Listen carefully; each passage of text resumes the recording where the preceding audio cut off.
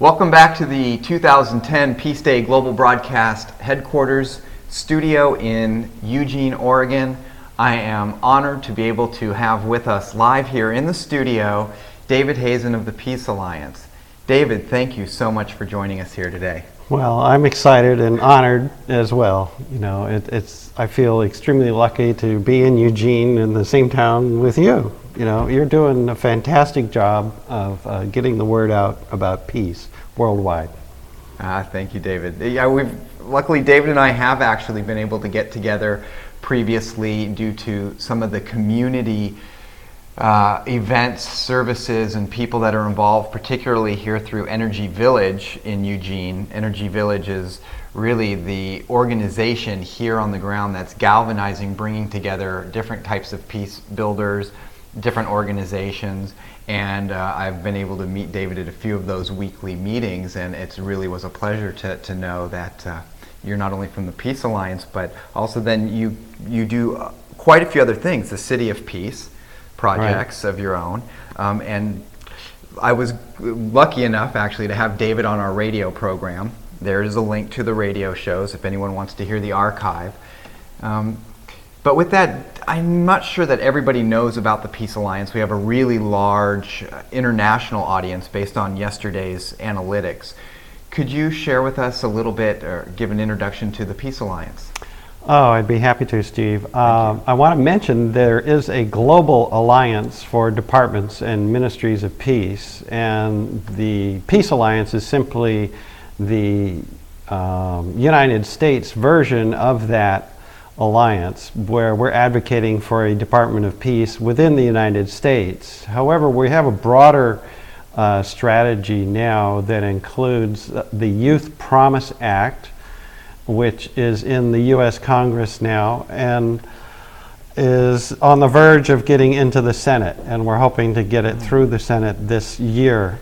That would be a big plus. We're also focusing on building community building peace at the community level.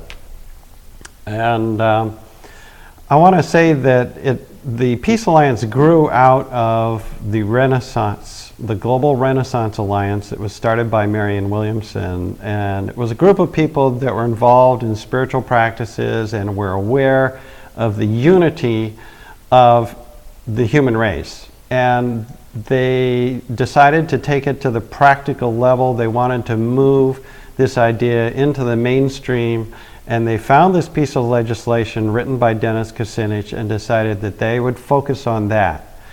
And for me, the Peace Alliance represents a group of people who have moved beyond despair.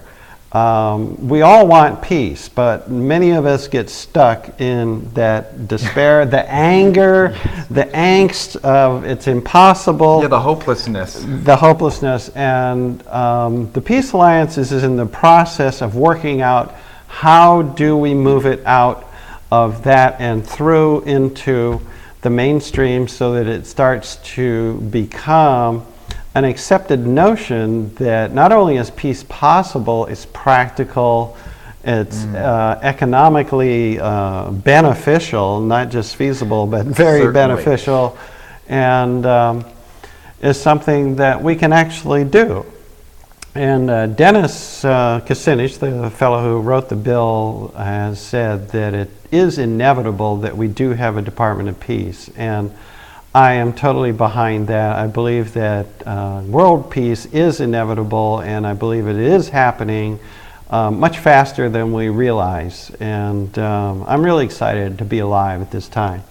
Yeah, it really is quite an opportunity for us to move forward. Well, clearly we have departments of war in pretty much every government. Is there a country yet that has actually adopted a formal Department of Peace? Yes. The Solomon Islands, Costa Rica, and Nepal. Yes. And the South Sudan has something like a Department of Peace also. I'm not surprised. Ministry. I'm not surprised about Costa Rica. They were the ones who brought the original resolution to the United Nations to create the International Day of Peace. Right. And they have no military. Right. There's actually a great video, Nation of Peace. I'll cue it up later. That is about Costa Rica, and it asks everybody, come and be a citizen of Costa Rica if you want to be at peace. Yeah. It's really a great one. Yeah, well, I hope someday we're able to say that about the United States. But I'm most hopeful about starting small and saying, come to Eugene and be part of a city of peace. Yeah, let's chat a little bit about your City of Peace project. This is wonderful, and it's something that any one of you out there in the world who says, what can I do?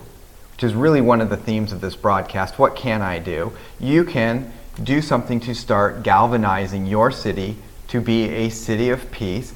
And luckily we have the man right here who has put together a good plan of action for that and has been implementing it here. So please. And again, there is an International Association of Cities of Peace. It isn't just Eugene. There's at least several dozen around the world who are calling themselves cities of peace. And it's exciting as each week goes by, we find new groups of people that are working on cities of peace in their own community. Basically, I started it here because Congress is a pretty slow-moving body, kind of like a glacier. And, you know, even though it's inevitable that we have a Department of Peace, I'm one of the impatient types, and I wanted to start experimenting with how can we do this right here, right now, and start acting as if there were a Department of Peace right here in Eugene. And I'm discovering that collaboration and meeting face-to-face with people is very effective. And we have had some conferences, some group meetings, and it's evolving. And I think that success is on its way, but again, it's doing a lot of footwork, a lot of phone calls, a lot of meeting with people over coffee. And that doesn't sound too bad. No, it's actually fun and enjoyable, and I'm totally for getting people out of their houses, meeting their neighbors, and finding out what they have in common, what is similar in their lives, because it's on that they find the strength to move forward to say, hey, we can change things. And one of the things in Eugene that's already changed is we have a human rights commission here that has a Human Rights City project, and I'm very proud of that, and we're starting to work in collaboration with them. Oh, that is a great example. We need to see more of these. Before we get too far off, though, is there a website that people can go to and to find out more about Cities of Peace? Is there a Cities of Peace website yet? Yeah, if you just Google International Cities of Peace, put it in your search engine, you'll find one. And it's centered in Dayton, Ohio. Mm-hmm. And Dayton, Ohio is one of the cities of peace. It was one of the first ones because some peace accords were signed there. And it's exciting. There's cities of peace in Africa and Asia and in Europe. So they're not far away from wherever you are. One of the positive actions that I want to get out of this broadcast to everybody, we do have a social networking community at peaceday.tv where you can sign up, you have an account, you can create a group, you can put up videos, you can make announcements, people can join the group. So one thing I'm going to do is I'm going to go, and I'm sure David, I'm going to assume, is going to help me with this a little bit. We're going to create a group there at peaceday.tv called Cities of Peace. Right? And so any one of you that wants to get information, that wants to start working, be a coordinator in your city to help create your city into a city of peace, come take a look for that group. It'll be up by the end of the day, at least a place for you to join and share your thoughts, have discussions, and I will also commit to moving over relevant information from the other City of Peace websites that I can find out there to populate that and move it forward. Thank you. You're such a really effective peace activist, in my opinion, from what I've noticed in the time I've gotten a chance to meet David, know him, hear about him from other people that I'm associated with here in the Eugene community. Would you share with people really what you think it takes to be a peacemaker? Wow. I'm going to put you on the spot. Sure. I actually, on the Eugene City of Peace website, wrote the beginning thoughts of how to create a city of peace. And these aren't my own ideas. I've stolen them from other websites, but they're really good ideas. And one of them is to, first of all, not assume that you know the answer in advance, to give up that kind of certainty. Another is to be at peace yourself, because you can't help create peace outside of yourself until you've created some form of internal peace within yourself. You have put me on this spot, and I've kind of run out of more ideas, but those are a couple of key ones. Another one that just came to my mind is to give it plenty of time. Don't set a deadline, and don't take positions.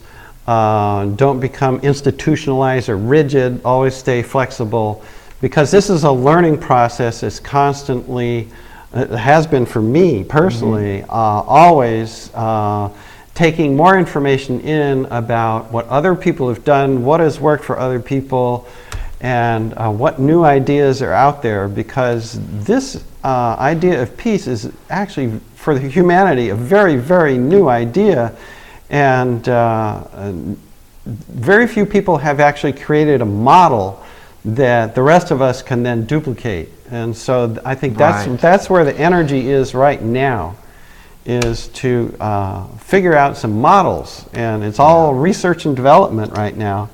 I'll help with that in that group, because we need a place where the people who are interested can come and do it. And you just nailed, really, I didn't ask the question very well, so I did kind of put you on the spot there, but you just kind of nailed what I was really looking for in the demonstrable model. Just for someone who wants to do something, where do you start? There's certain mindset that you need to take to it, and being a little bit patient about it. Yeah, you have to be patient, and you have to start with where you're at, and not put yourself down saying, I don't have enough, I can't do it.